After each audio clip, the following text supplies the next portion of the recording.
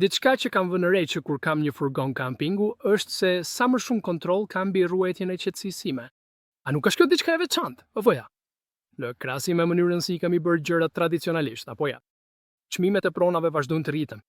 Hapësirat mes shtëpive po bëhen gjithnjë më të vogla. Dhe, e di, thjesht bëhesh shumë i vetëdijshëm kur i ke provuar të dyja mënyrat e jetesës. Ti je ndryshinje? Mendoj me të vërtetë në fund të fundit. Mënyra tradicionale të bërit të gjërave është pjekur në një gjë të tillë sa paqja juaj është plotësisht jashtë sferës së kontrollit tuaj. Tani apo ja?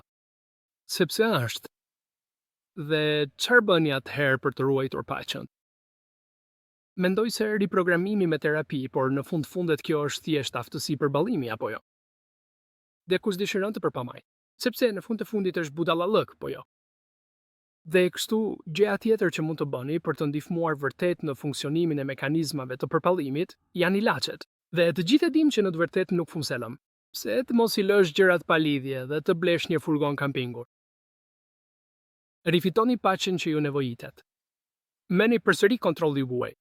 Zotëruje paqen tënde. Kjo është ajo që është. Një furgon kampingu po zotëron që qenë tënde. Blerja një shtëpi e këtu ditë, kjo nuk është të zotërosh paqen tënde. Kjo është në thelb. Duke thënë qytetit. Ja ku janë paratë mia, duke të besuar tani për të ruajtur qetësinë time.